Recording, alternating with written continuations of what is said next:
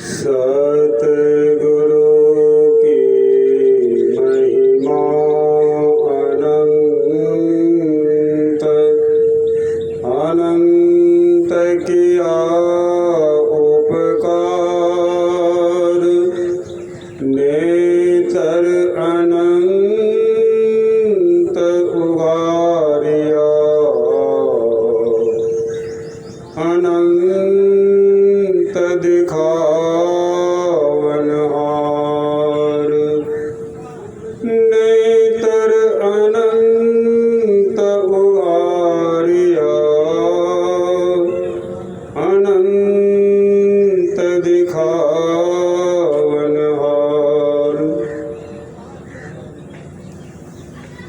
संत पंथ सत्संग को सुनने आए प्रेमी जन,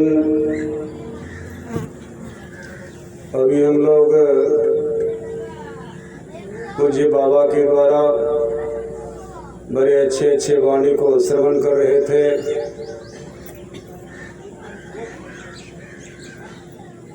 उस वाणी में के द्वारा सत्यता का बोध कराया गया। सत्य क्या है और असत्य क्या है। यूं तो सत्य सत्य ही है, लेकिन वह भाषा थोड़ा कड़वी है, और असत्य भाषा जो है वह मीठा है। लेकिन मीठा भी कैसा है, इसको अंग्रेजी में कहते हैं स्वीट पॉइजन, मीठा जहर।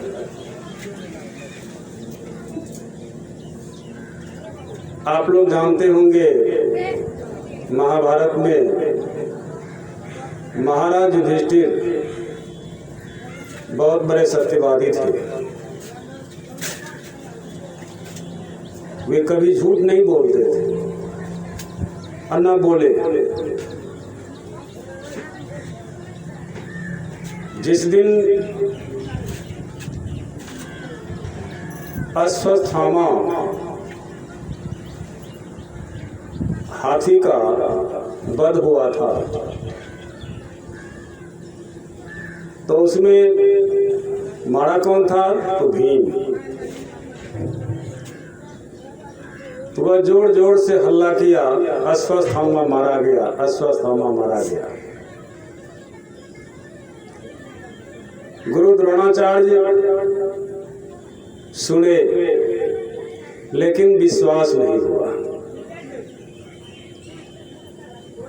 उन्होंने कहा कि जब तक युधिष्ठिर नहीं कहेगा तब तक मैं नहीं मानूंगा। तो भगवान कृष्ण ने महाराज युधिष्ठिर से कहा कि भैया आप भी एक बार बोल दीजिए, अश्वत्थामा मारा गया। बहुत कहने सुनने पर उन्होंने माना, लेकिन उन्होंने कहा कि मैं सत्य के अलावे असत्य नहीं कर सकता। कहा ठीक, आप सत्य ही कहिए। तो उन्होंने कहा, अश्वत्थामा हतो नरो वा कुंजरो। तो वा जिसे कहा, उसी समय भगवान कृष्ण ने शंख फूंक दिया, जोर से आवाज कर दिया, जिसको गुरु द्रोणाचार्य सुन नहीं पाए। तब उनको विश्वास हुआ, अवश्य मेरा पुत्र अश्वत्थामा मारा गया। और उसी समय अपना बाण को रख देते हैं और ध्यान में बैठ जाते हैं। वहां पर पास में ही द्रौपदी का भाई दृष्टिद्युम्न था। उन्होंने जाकर के अपने तलवार से एक ही बार वार किया, जो उनका गर्दन काट दिया।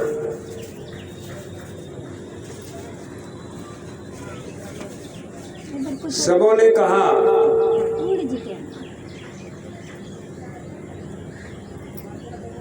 महाराज युधिष्ठिर तो सत्य बोला है, असत्य का भेद तो कृष्ण ने किया है।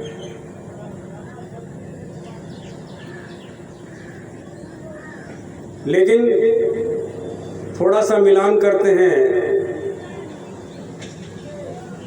त्रेता युग के उपदेशक महाराज लक्ष्मण की बात। महाराज लक्ष्मण अपने उपदेश में कहते हैं, काहु न को सुख दुख कर दाता, निज कृत कर्म भोग सुनु भ्राता। कोई किसी को सुख दुख नहीं देता, अपने किए हुए कर्मों का फल पाता है। गुरु द्रोणाचार्य को धृष्टद्युम्न ने गर्दन काट दिया, यह उनका किया हुआ कर्म का परिणाम था। जिस समय गुरुकुल में पांचों भाई पांडव और अन्य क्षत्रियों को अधिक्षा शिक्षा दे रहे थे, उसमें एक भील जाति का एकलव्य भी चाहा था कि मैं भी गुरुकुल में पढ़ूं, सीखूं, जानूं, लेकिन उसको निम्न वर्गीय जान करके निकाल दिया था और वह प्रण कर लिया और उसने गुरु का मूर्ति बनाया, उसका ध्यान किया और उसका ध्यान किया तो अपने अंदर में उसको जैसा जैसा संकेत मिला, उस संकेत के भाषा को उन्होंने समझा और उस पर उन्होंने बाण चलाना सीख लिया। बाण विद्या में इतने निपुण हो गए कि उसके सामने तो अर्जुन भी फीका पड़ गया। पांचों भाई पांडव के साथ द्रोणाचार्य के एक कुत्ता था जो जंगल में जाता था। तो वह जब द्रोणाचार्य की मूर्ति को देखा, कुत्ता ने बहुत जोर जोर से भौंकने लगा। एकलव्य को ध्यान में बाधा हुई और वह मने मन ऐसा बाण चलाया कि कुत्ता का मुंह बाणों से बिंद गया, कोई खून नहीं निकला, ऐसा बाण चलाया। बाण लगे हुए कुत्ता पांचों भाई पांडव के साथ आश्रम में आता है। देखते हैं, कहते हैं यह विद्या तो मैं किसी को आज तक नहीं सिखाया, फिर यह कुत्ता को बाण क्यों मारा, कौन मारा, कैसे मारा? तो कुत्ता के साथ पांचों भाई पांडव और द्रोणाचार्य आते हैं और जहां उनकी मूर्ति थी वहां सामने में जाकर इशारा करते हैं। तो द्रोणाचार्य समझ गए और उस समय वह भी जगे एकलव्य और जाकर उनको प्रणाम किया, गुरु द्रोणाचार्य को। कहा तुमको तो मैंने ये शिक्षा दीक्षा नहीं दिया तो तुम कैसे सीख लिया? कहा गुरुदेव, आपकी यह मूर्ति बनाई और अपने अंदर में ध्यान किया और जैसा जैसा आपने अंदर में संकेत दिया उस तरह से मैं बाण चलाना सीख लिया। आप हमारे गुरुदेव हैं। वहां पर परीक्षा भी ली गई।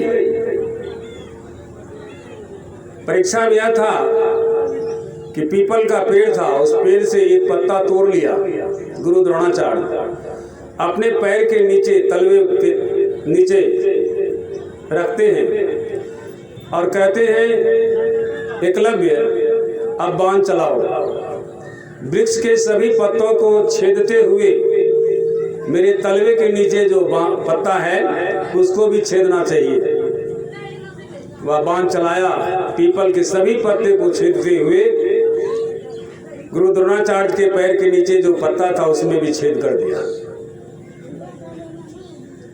द्रोणाचार्य को आश्चर्य हुआ, यह शिक्षा तो मैं किसी को नहीं दिया है। वे आप भी नहीं जानते थे शिक्षा से। अगर इस शिक्षा से वे अवगत होते उनको वैसा परिणाम नहीं होता।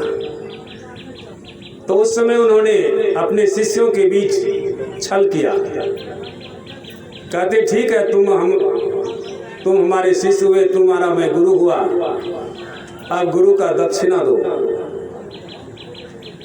दक्षिणा में कहा एकलव्य ने कि गुरुदेव आपको मुंह मांगा दान मिलेगा, बोलिए क्या चाहिए आपको। गुरु द्रोणाचार्य ने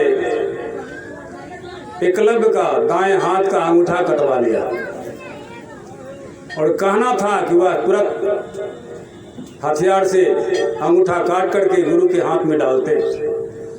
इस बीच में जो कटे हुए अंगूठा से जो रक्त निकला धरती पर गिरी, उस समय सरस्वती खड़ी हुई और सरस्वती ने कहा, ऐ ब्राह्मण, गुरु कहलाते हो, अपने शिष्य के साथ तुमने छल किया है और छल से शिष्य का अंगूठा कटवा लिया। जाओ, तुम्हें इसके बदले तुम्हारा गर्दन कटाना पड़ेगा, तुम अपने गर्दन को कटाना पड़ेगा तुम्हें।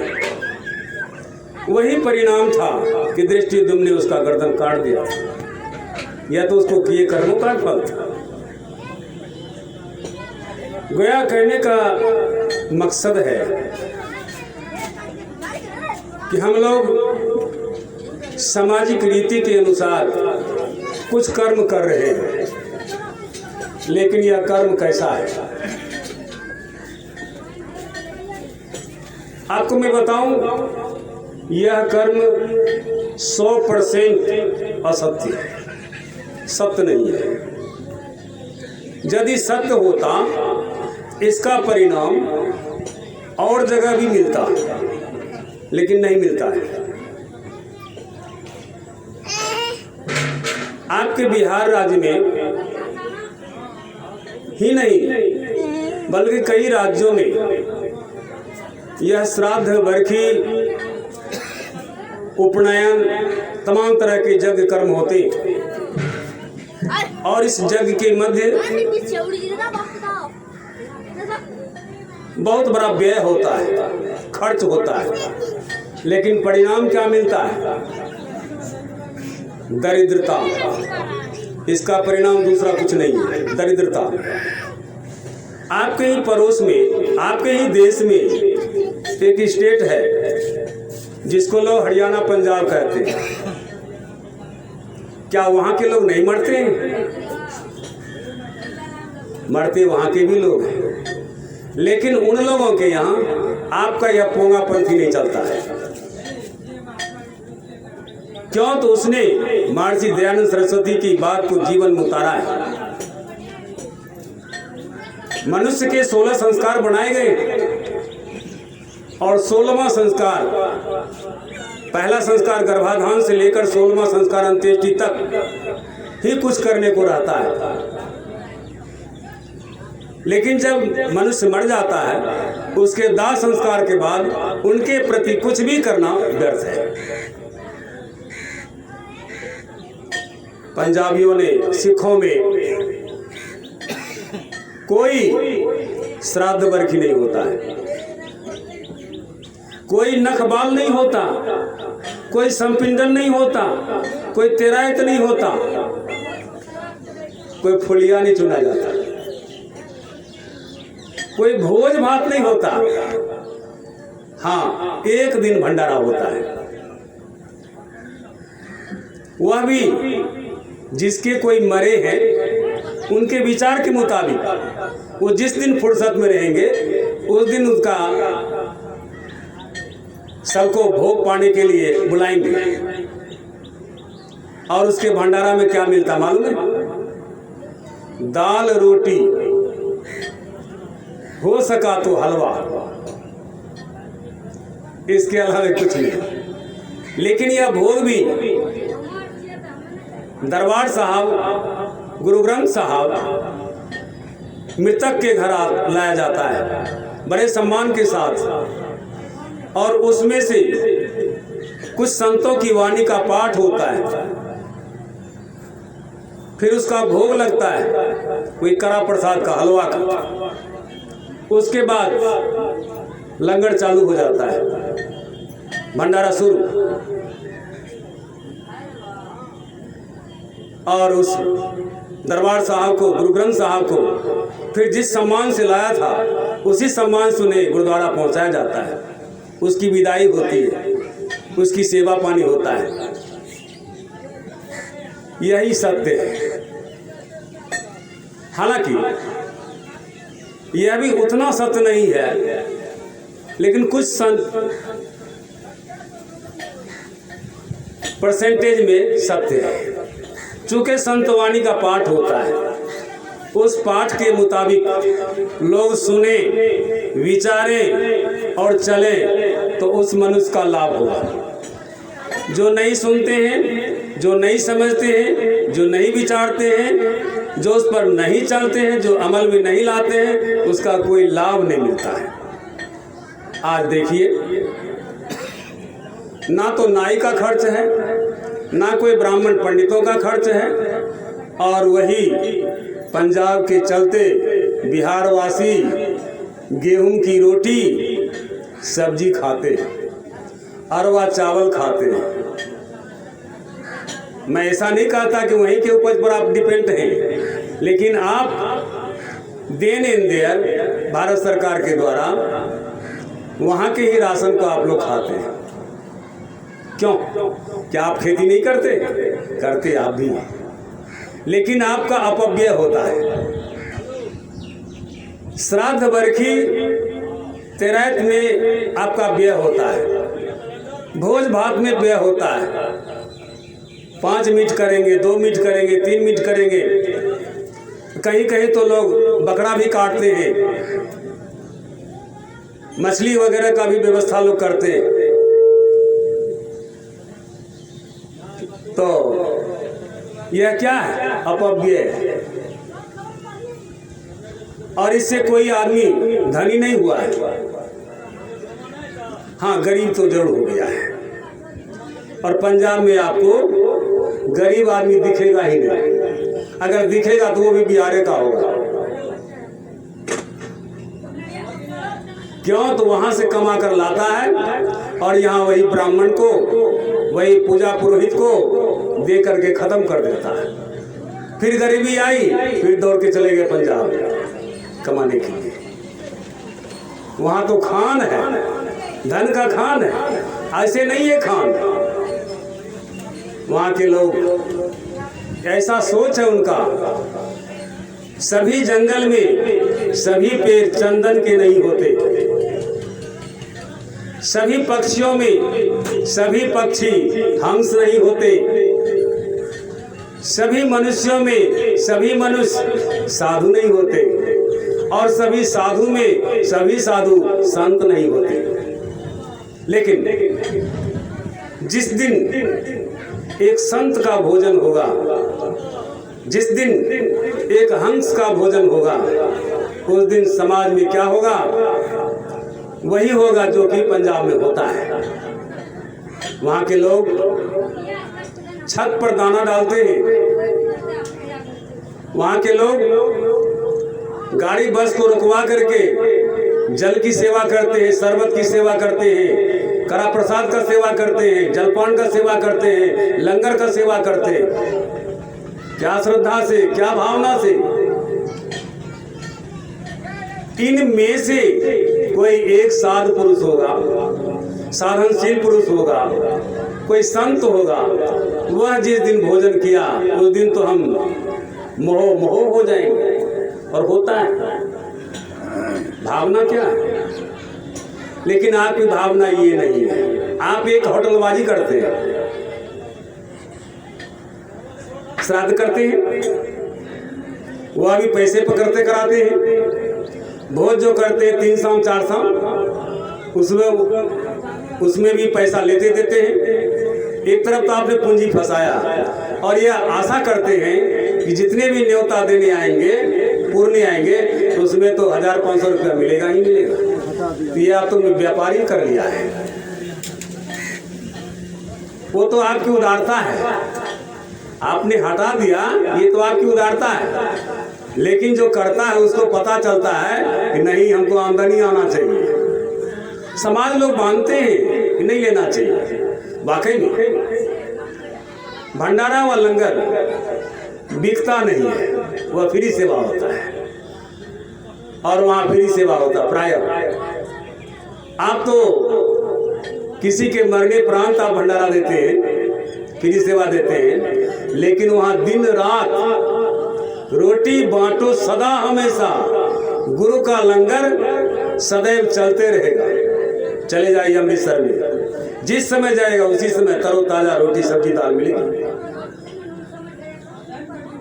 यह उनका है प्रमाण। तो इसके नींव में सतगुरु की बहुत बड़ी दया है, मेहर है, संतों की मेहर है। बाबा तुलसी साहब कहते हैं, तुलसी बिना करम किसी मुर्शद रसीदा के, राहे नजात दूर है उस पार देखना। बाबा तुलसी साहब कहते हैं बिना कर्म, ये फारसी शब्द है। कर्म होता है दयादान, बख्शीश, खुशी से आपको दान कर दिया, ये हुआ दयादान बख्शीश। किसी मुर्शद रसीदा का, कोई पहुंचा हुआ मुर्शद रसीदा में पहुंचा हुआ गुरु का, जो उस केंद्र पर गया है, जो उस मालिक से मिले हुए, अथवा वे मालिक ही है जो साहब।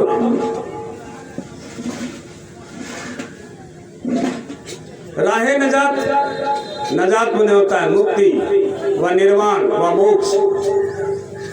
यह तो दूर है, लेकिन फिर उसके पार में देखना तो और अति दूर है। अभी जैसे आप लोग अपने आंखों देखते हैं श्राद्ध कर्म हो रहा है, उसमें पंडित लोग पूजा पढ़ाते हैं, क्या क्या लुटकी प्लेट ये सब डलवाते हैं। अभी सुन लेते बाबा से कि चावल का पिंड बनवाते हैं, उसको काटते हैं, उसको हत्या करते हैं, क्या क्या करते हैं, उस पर तिल जो छिड़ते हैं, ये सब क्या है? ये तो आप आंखों देखते हैं। इसी को आप दुनिया के समाज के लोग, इस समाज के लोग कहते हैं ये मुक्ति का है, यह करने से मुक्ति मिलेगा, दानी बाबू को मुक्ति मिलेगा। ये आपका सोच, ये आपकी भावना निम्न से निम्न, नीच से नीच है। जिंदे पिता को दंगम दंगा, अब मर गया तो पहुंचाओ गंगा। जिंदे पिता को जूता भात, अब मर गया तो दूध भात। वो दूध भात जो है क्या दानी बाबू खाएंगे? अरे विट्ठल भगवान खाएगा, 4 पैर वाला कुत्ता जो टांग उठा के मुत्ता, वो खाएगा। क्या दानी बाबू इतने दिन एक मनुष्य थे, आज वो कुत्ता हो गए? यह सोच आपका गलत है। आपने और आने वाले भविष्य में पीढ़ी को आप यह भ्रम का शिक्षा दे रहे हैं। आपके जैसे शिक्षा देने वाले गुरु की वही दशा होगी जो दशा की द्रोणाचार्य का हुआ था। काश जो लोग ऐसा उपदेश देते हैं वे अपने को सतर्क हो जाएं, वे अपने को सोचें मैं क्या कर रहा हूं, झूठी पाठ क्यों पढ़ाता हूं। एक न एक दिन हमें भी इस कर्म का फल भोगना पड़ेगा। अपने को डरे। हमारे पूज्य गुरुदेव कहा करते थे, डर करनी डर परम गुरु, डर पारस डर साल, डरत रहे सो उबरे गाफिल खावे मार। आप खेती करते हैं डर से करते हैं, नौकरी करते हैं डर से करते हैं, व्यापार करते हैं डर से करते हैं। क्यों नहीं करेंगे तो बाल बच्चा क्या खाएगा, परिवार कैसे चलेगा। इसी तरह से आप अध्यात्म में जिन गुरु के साथ अपने संबंध जोड़ा है, उन गुरु के द्वारा आप सत्य ज्ञान का अवलोकन करें, अपने जीवन में उतारें, उनसे डरें। और डर किनसे होता है? जो साक्षात में होता है। जो साक्षात में नहीं होते हैं उनका डर नहीं होता है। जैसे एक बच्चे को सिंह का तस्वीर दिखा दीजिए और आप कहिए कि यह सिंह तुमको खा जाएगा, हो सकता है बच्चा का हार्ट कमजोर होगा, हार्ट फेल कर जाएगा, बच्चा मर जाएगा। लेकिन वही आप किसी युवक को कह दीजिए, कहे बुढ़ा पागल हो गया है, ये तो चित्र है, ये फोटो है, इसको खाने का औकात नहीं है, ये नहीं खा सकता, मैं इसको चाहूं तो फाड़ सकता हूं, मैं इसको चीर सकता हूं, युवक ये कहेगा। बूढ़ा तो और नहीं सका देगा, लेकिन शरीर भले बूढ़ा हो गया है, मनुष्य भले जवान हो गया है, लेकिन उसको जो पाठ पढ़ाते हैं वह धड़ल्ले सीखे जा रहा है, डर करता है, उस तस्वीर से भी डरता है। आप भी डरते हैं, लेकिन मैं पूछता हूं, जैसे कोई लड़का विवाह करके आया, उसकी पत्नी भी साथ में है, उसके माता पिता भी हैं, वह उनके साथ छेड़छाड़ करने में स्वतंत्र है, लेकिन माता पिता के सामने कोई भी दाम्पत्य पति पत्नी सामने में छेड़छाड़ नहीं करेंगे। क्यों नहीं करेंगे? और जगह कर ही सकते तो वहां पर क्यों नहीं करेंगे?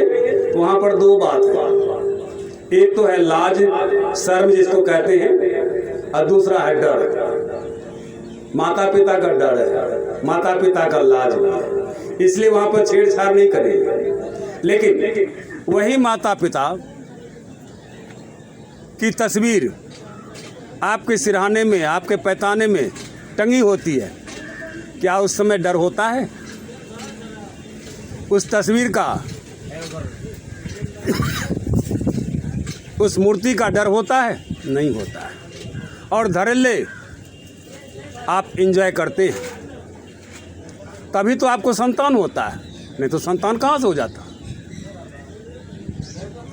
यह सत्य है। जो लोग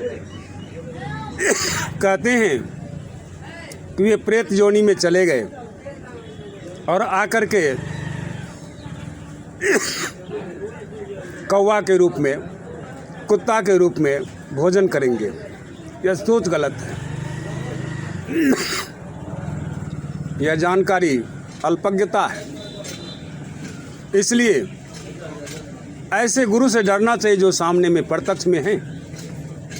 उसका तो आप डर मानते नहीं हैं, लेकिन जिसका डर नहीं मानना चाहिए उसी का डर मानते हैं, इसलिए उसकी अवहेलना करते हैं।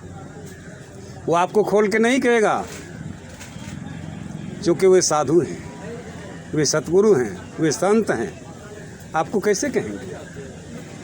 अपनी मर्यादा को जगने में बैठे हुए, लेकिन आपने उसकी अवहेलना की। हानि किसको होगा? महात्मा जी को नहीं होगा, आप अवहेलना करने वाले को होगा। डर पारस डर सार। जो ऐसे सदगुरु से, प्रत्यक्ष में ऐसे सदगुरु से डरते हैं, वह क्या हो जाता है? तो वह गुरु पारस मणि है। और जो भक्त डरा तो वह क्या हो जाएगा? सोना हो जाएगा। डर पारस डर सार, वह सार बन जाएगा, असली चीज़ बन जाएगा, और वह सतगुरु ही नहीं संत बन जाएगा। यही है सत्य ज्ञान का उपदेश। हम लोगों को अवश्य ऐसे कामिल मुर्शिद से मिल कर के डरें और उनसे युक्ति सीख करके अभ्यास करें। वह अभ्यास जो कि शरीर संसार संबंधित नहीं है, उस अभ्यास को करेंगे तो हमारा आपका कल्याण होगा।